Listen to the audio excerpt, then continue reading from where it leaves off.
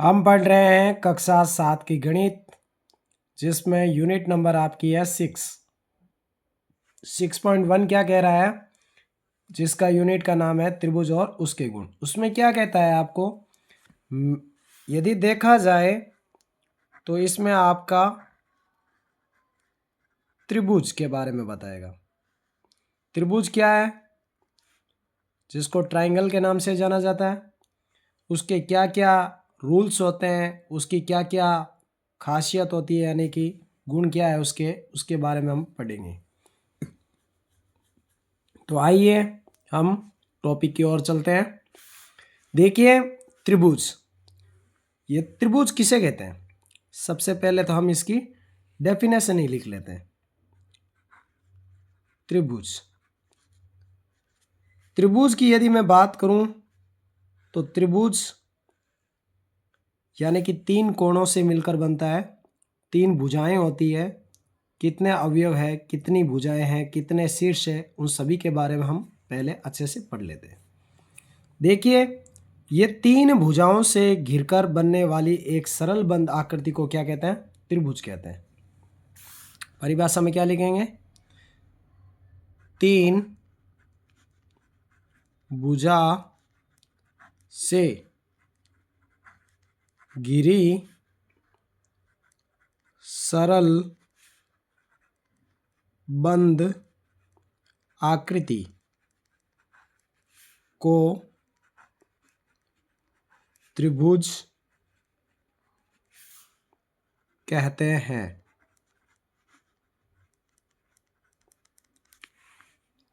हमने ये लिखा कि 3 भुजाओं से गिरने पर सरल एक बंद आकृति को हम त्रिभुज कहते हैं। जैसा कि मैंने इसे नाम दिया PQR, ये एक मैंने त्रिभुज बनाया।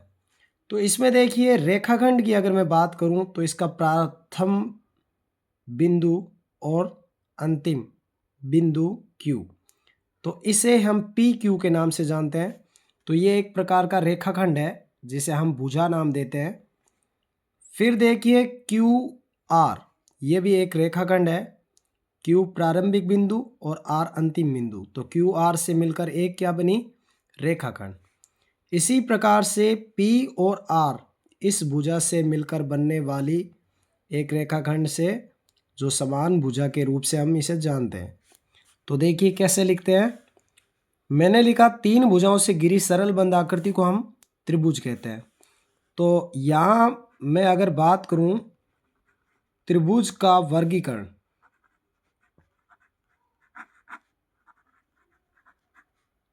त्रिभुज का वर्गीकरण यदि हम करें तो 2 भागों से होता है।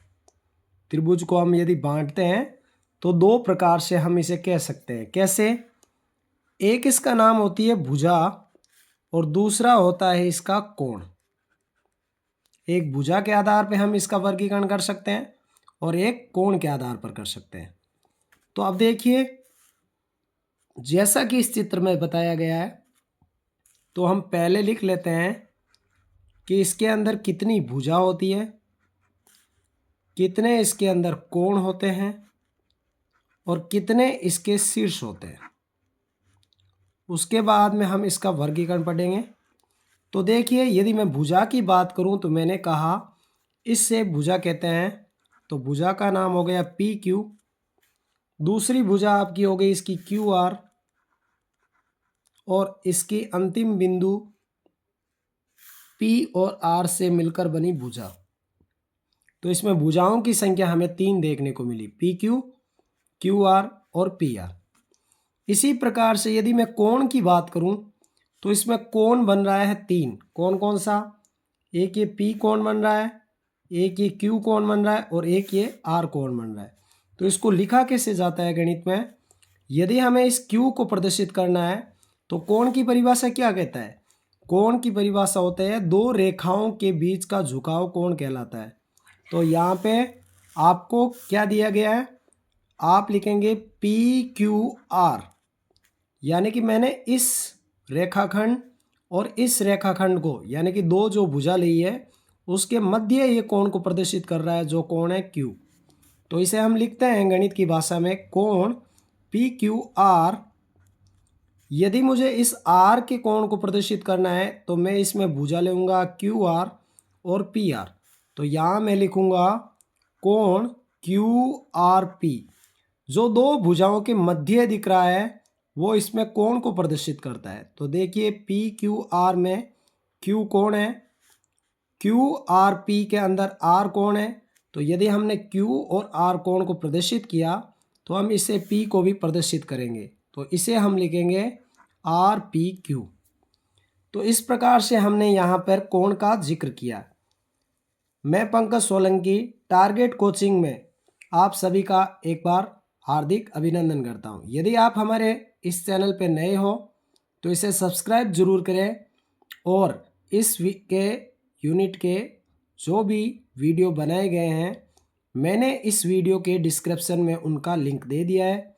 वहाँ जाकर आप सभी वीडियो को देखें, लाइक करें, शेयर करें, कमेंट करके बताएं कि आपको ये कैसा लगा है। तो देखिए आगे हम पढ़ते हैं शीर्ष के बारे में। यहाँ यदि देखा जाए तो एक त्रिभुज के अंदर हमें कितने शीर्ष देखने को मिलते हैं? तो 3 शीर्ष यह है, यानी कि 2 रेखाखंड का ऊपरी भाग जो वहाँ पर मिलता है ये P को प्रदर्शित करता है, ये Q को प्रदर्शित करता है और ये R। तो हम यहाँ लिखेंगे P भी एक शीर्ष है, Q भी एक प्रकार का शीर्ष है और R भी एक प्रकार का क्या है? शीर्ष है। तो हम कह सकते हैं कि P Q R ये शीर्ष है। यहाँ कोण P Q R में Q कोण, R कोण और P कोण को दर्शाता है और 3 भुजाओं को दर्शाता है। अब अगर वर्गीकरण के तौर पे हम पढ़ते हैं कि त्रिभुज का वर्गीकरण हम भुजा के आधार पे और कोण के आधार पर करते हैं। तो यहाँ नोट में हम लिखेंगे क्या त्रिभुज के कितने अवयव माने जाते हैं? त्रिभुज के 6 अवयव माने जाते हैं। कितने? 6। कौन कौन से? हम पढ़ेंगे 3 भुजा के आधार पर, पहला, दूसरा और तीसरा। और हम पढ़ेंगे कोण के आधार पर भी, पहला कोण, दूसरा कोण और तीसरा कोण। तो इन 3 और 3 6 कोणों से मिलकर ये अवयव को दर्शाता है। तो आइए हम देखते हैं क्या होता है ये, इसके बारे में हम विस्तार से पढ़ते हैं। भुजा के आधार पर यदि मैं देखूं तो पहला त्रिभुज का नाम होता है विषम बाहु त्रिभुज। कैसा त्रिभुज? विषम बाहु त्रिभुज। दूसरा त्रिभुज होता है जिसका नाम होता है समद्विबाहु त्रिभुज। और तीसरा ऐसा त्रिभुज जिसकी तीनों भुजाएं समान होती है, इसलिए इसको समबाहु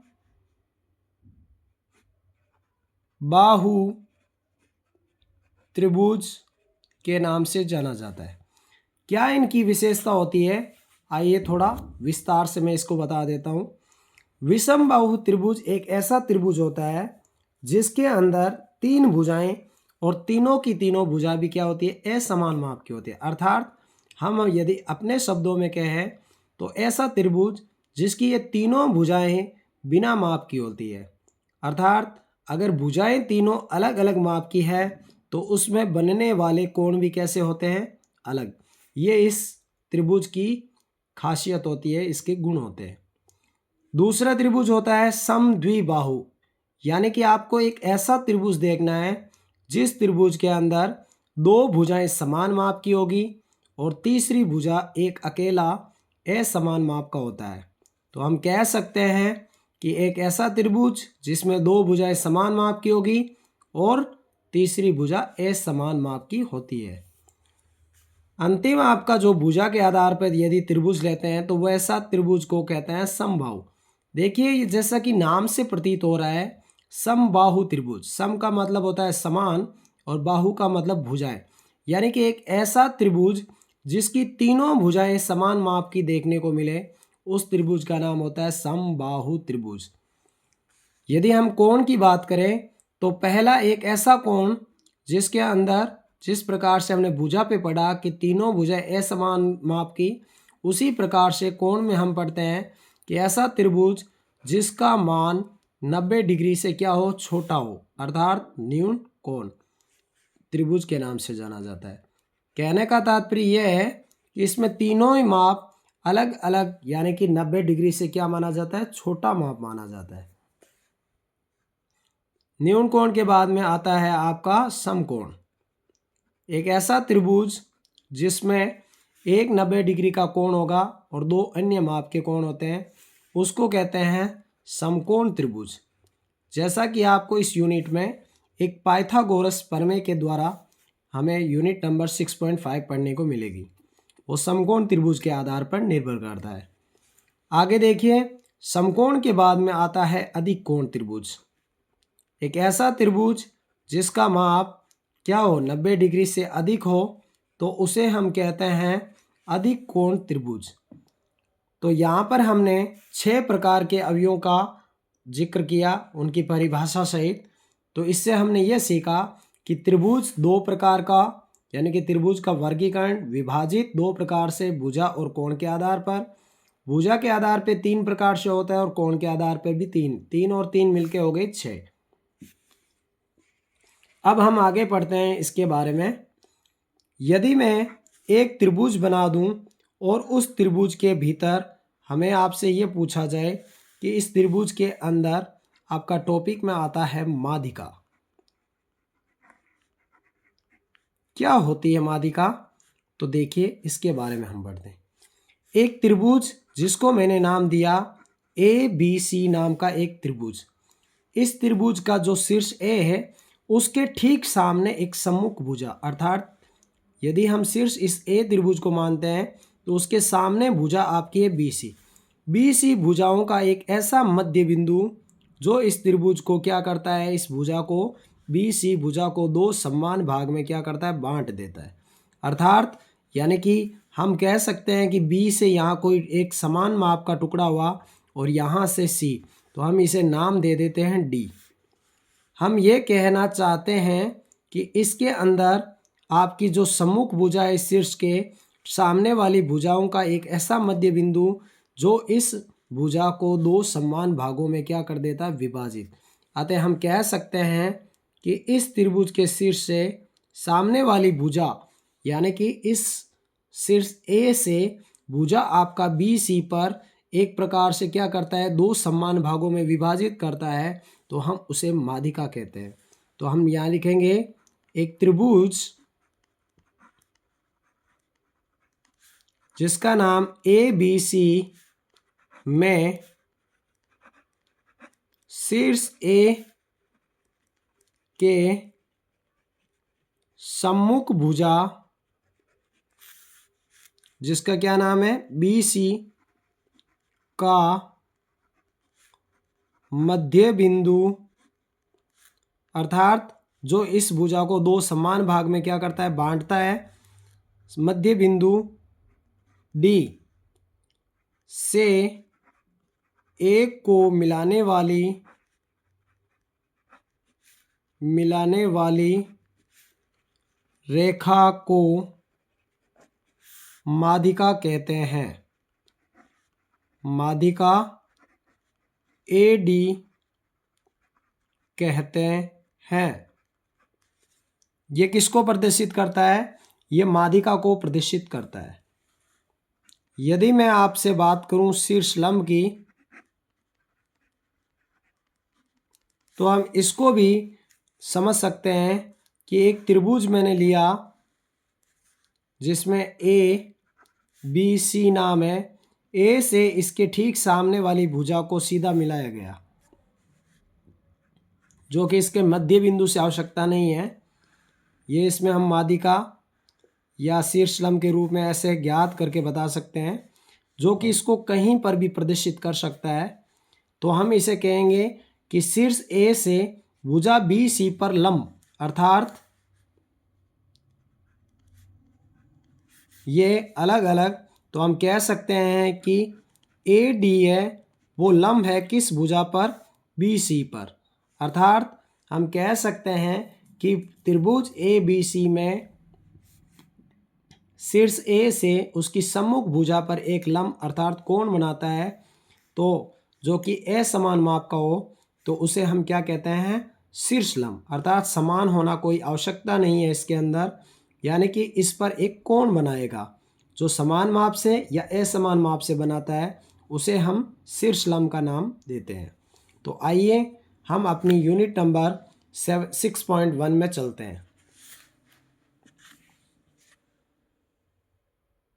देखिए यूनिट नंबर आपकी 6.1 क्या कह रही है, त्रिभुज और उसके गुणधर्म। पहला क्वेश्चन हमने जो पढ़ा है उसमें क्या कह रहा है कि त्रिभुज पी क्यू आर में एक भुजा क्यू आर का मध्य बिंदु डी है। ये आपको एक त्रिभुज दिया गया है पी क्यू आर। इसमें हम यदि देखते हैं तो क्यू आर ये क्या है, एक भुजा, इसका मध्य बिंदु ये डी बता रहा है। अर्थात अभी हमने पढ़ा था जब मध्य बिंदु का प्रदर्शित करता है तो वो त्रिभुज को दो समान भागों में, यानी कि शीर्ष के ठीक सम्मुख वाली भुजा जिसका नाम क्यू आर है, तो उसको दो समान भाग में बांटता है, अर्थात क्यू डी और डी आर। ये दो समान भाग में इसको अगर बांट रहा है तो ये इसकी क्या कहलाएगी, तो ये कह रहा है पी एम।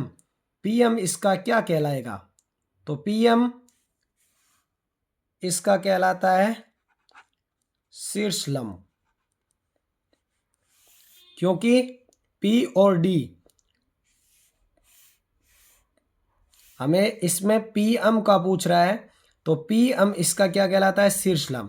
और जो इसे डी यानी कि इसके मध्य बिंदु से मिला रहा है इसको, तो वो आपका क्या कहलाएगा, माध्यिका। अगर शीर्षलम का कहने का तात्पर्य है कि अगर इसके सम्मुख भुजा पर लंब बना रहा है, जैसा कि यहाँ पे 90 डिग्री का कोण दिखा रहा है, तो हम कह सकते हैं ये इसका क्या है, शीर्षलम। और अगर ये P से मध्य बिंदु जो D है उससे इस त्रिभुज की जो ये रेखा है इसकी सम्मुख सामने वाली, उसको दो समान भागों में विभाजित करें, जैसा कि चित्र के माध्यम से हम समझ सकते हैं, तो उसे कहते हैं माध्यिका। ये पूछ रहा है कि क्या क्यू एम वो एम आर के बराबर हो सकता है क्या, तो ये यदि ऐसा होता है क्यू डी और डी आर तो हो सकता था, लेकिन ऐसा ये पॉसिबल नहीं है। अर्थात हम कह सकते हैं कि Q M not equal M R, अर्थात ये एक प्रकार का सम्मान नहीं है। आइए क्वेश्चन नंबर 2 की ओर चलते हैं। जैसा कि हम यहाँ लिखेंगे सॉल्व, और इसका डायग्राम बनाकर हम इसके अनुसार लिखेंगे। देखिए यहाँ आपको दिया गया है पहला प्रश्न के अनुमान से आपको एक आकृति की रचना करनी है, तो हम यहाँ लिखेंगे रचना से। पहला कह रहा है कि आपको एक ABC नाम का त्रिभुज बनाना है और उसमें BE एक माध्यिका को दर्शाना है। तो यहाँ देखिए मैंने एक त्रिभुज का निर्माण किया जिसका नाम मैंने लिया ABC। मैंने यहाँ लिखा A, यहाँ लिखा B, यहाँ लिखा C। माध्यिका की बात कर रहा है, तो माध्यिका जहाँ जिस शीर्ष से निकलती है, अर्थात शीर्ष को मैंने यदि B लिया तो इसके सामने की माध्यिका अर्थात B के सम्मुख भुजा हमें क्या देखने को मिल रही है, AC। तो हम कहेंगे कि AC का एक ऐसा मध्य बिंदु लीजिए जो इस रेखा AC के दो समान क्या कर दे, टुकड़े कर दे। अर्थात मैं कह सकता हूँ कि यहाँ से B को मैंने जब मिलाया तो जिसको नाम मैंने दिया E, अर्थात BE यहाँ क्या एक प्रकार की माध्यिका को दर्शाता है, जो इस सम्मुख भुजा B जो शीर्ष है उसके सामने वाली, ठीक उसके सामने जो सम्मुख भुजा कौन सी है, इसका पूर्ण नाम था AC, और E इसका क्या है, AC भुजा का क्या है, मध्य बिंदु, जो इसको समान भाग में क्या करता है, विभाजित। इसलिए हम कह सकते हैं कि ABC त्रिभुज में BE इसकी क्या है, माध्यिका। हम यदि दूसरे क्वेश्चन की ओर चलते हैं जिसमें कह रहा है PQR में आपको PQ व PR त्रिभुज का एक ऐसा शीर्षलंब लेना है जो एक दूसरे पर, शीर्षलंब का बात आते ही आपको ये याद रखना है कि ये इस पर लंब बनाएगा भुजा पर। तो आपको एक ऐसा त्रिभुज की रचना करनी है जिसके अंदर समकोण त्रिभुज को दर्शाता हो, अर्थात कोण बनाता हो। तो मैंने ये नाम एक प्रकार का त्रिभुज लिया। अब हमें इसमें यदि ध्यान से देखें तो पी क्यू आर में पी क्यू व पी आर नाम का एक त्रिभुज है, अर्थात दोनों में उभयनिष्ठ कोण कौन सा, यानी कि भुजा के आधार पर पी दिख रहा है। तो मैं इस त्रिभुज को इस प्रकार से लूंगा, अर्थात पी पर मैं एक समकोण की रचना करूंगा, जिससे हम लिख सकते हैं कि पी क्यू है वो लंब है पी आर पे, या हम लिख सकते हैं कि पी आर लंब है वो पी क्यू पर। अगर ध्यान से देखा जाए तो हम यदि यहाँ खड़े हैं तो हमारा ये लंब कहलाएगा क्या, पी क्यू, और यदि हम यहाँ इस स्तर पर यानी कि इस शीर्ष पर हैं तो हमारा ये जो शीर्ष लंब क्या कहलाएगा, पी आर, अर्थात ये लंब ये आधार। अंतिम हमारा दूसरा यानी कि यूनिट नंबर जो आपकी 6.1 है उसका क्वेश्चन नंबर 2 का सी ऑप्शन, ये कह रहा है कि एक ऐसे त्रिभुज की आपको रचना करनी है जिसका नाम एक्स वाई जेड हो, लेकिन आवश्यक रूप से शर्त इसमें यह बता रहा है कि वाई जो शीर्ष होगा उससे एल नाम का एक शीर्ष लंब जो कि बहिर्भाग अर्थात इस त्रिभुज के बाहरी भाग पर होना चाहिए। तो मैं यहाँ पे एक त्रिभुज की रचना करता हूँ।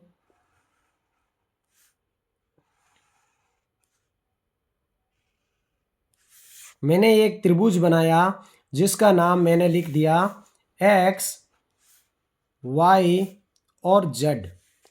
इसने कहा कि एक शीर्ष लंब की रचना करो, तो अर्थात मैं यहाँ पे एक त्रिभुज की रचना करता हूँ जो कि इसमें क्या बनाता है, यहाँ पे एक समकोण, अर्थात हम लिख सकते हैं कि ये एक प्रकार का क्या है, y और l वो लंब होगा किस पे आपका, तो y l, ये यहाँ पे हम लंब बनाते हैं किस भुजा पर, यानी कि हम कह सकते हैं कि l z पर, जो कि इसका एक क्या कहलाएगा, शीर्ष लंब कहलाएगा। तो हम इसे डायग्राम के माध्यम से समझा सकते हैं कि जो कि आपका देखिए एक्स वाई जेड भी बन गया, और आपसे कह रहा था कि वाई एल पर एक बहिर्भाग की रचना कीजिए। आइए हम 6.1 के क्वेश्चन नंबर 3 की ओर चलते हैं। यदि आप हमारे चैनल पर नए हो तो आप इसे सब्सक्राइब जरूर करें, वीडियो को लाइक करें, कमेंट करें, और वीडियो को आप देखें, अपने दोस्तों के साथ शेयर करें। तो आइए पढ़ते हैं हमारा अंतिम क्वेश्चन इसका 6.1 का। ये कह रहे हैं कि आपको एक ऐसी आकृति की रचना करनी है या पुष्टि करने के लिए बनाइए जिसमें एक समद्विबाहु त्रिभुज में शीर्ष लंब व माध्यिका को एक ही रेखाखंड बन सकता है क्या। यदि मैं बात करूं समद्विबाहु त्रिभुज की, तो आप सभी को जैसे कि विदित है, सभी को पता है कि समद्विबाहु त्रिभुज एक ऐसा त्रिभुज जिसकी दो भुजाएं क्या होती है, समान माप की। यदि दो भुजाएं समान माप की है तो इसमें बनने वाले दो कोण भी क्या होंगे, समान माप के। तो देखा जाए तो ये इसका शीर्ष लंब कहलाता है, जिसको मैंने नाम दिया ए, बी और सी। हम कह सकते हैं कि बी और सी अगर भुजा ए बी और ए सी समान है तो इस पे बनने वाले कोण भी क्या होंगे, समान। तो मैं यहाँ पे रचना के रूप में लिख देता हूँ, त्रिभुज ए बी सी एक कैसा त्रिभुज है, तो हम लिखेंगे ये एक समद्विबाहु त्रिभुज है, समद्विबाहु त्रिभुज है। तो हम यहाँ लिखेंगे अगर समद्विबाहु है तो हम कहेंगे कि ए बी और ए सी भुजाएं क्या है, समान माप की। यदि यह समान माप की है तो इसके बनने वाले जो कोण हैं अर्थात बी कोण कोण सी के क्या होता है, समान। अब यह कह रहा है आपको एक शीर्ष लंब और एक माध्यिका। अगर मैं शीर्ष लंब की बात करूं तो इसके शीर्ष से मैंने एक ऐसा त्रिभुज यानी कि यह सामने से विभाजित करके मैंने यहाँ पे एक सीधा क्या भुजा बी सी पर लंब बनाया, अर्थात मैं कह सकता हूँ कि क्या कि त्रिभुज ए बी सी में आप लिखोगे कि ए डी वो लंब होगा किस पर, बी सी भुजा पर, अर्थात ये किसको प्रदर्शित करता है, ये इसके शीर्ष लंब को प्रदर्शित करता है। और अगर मैं कह दूं कि यही इसका मध्य बिंदु है, अर्थात यह कह दिया जाए कि ए डी भी इसकी क्या है, माध्यिका, तो यह एक ऐसा संभव है क्यों संभव है? क्योंकि यदि मैं इसको भुजा बी सी का मध्य बिंदु डी को मान लूँ तो हम कह सकते हैं कि भुजा बी डी और सी डी भुजा भी क्या आएगी? समान। बी डी भुजा वो भी समान होगी किसके? सी डी के। कारण क्या है? इसमें डी इसका मध्य बिंदु है और हमने ये पढ़ा है माध्यिका में कि जब शीर्ष ए से उसकी सम्मुख भुजा, जो भुजा का नाम आपका क्या है? बी सी भुजा, जिसका हमने दो भाग में समान रूप से विभाजित कर दिया, अर्थात बी डी और सी डी दोनों समान है, तो ये हम कह सकते हैं कि ए डी इसी त्रिभुज की क्या कहलाती है? माध्यिका कहलाती है।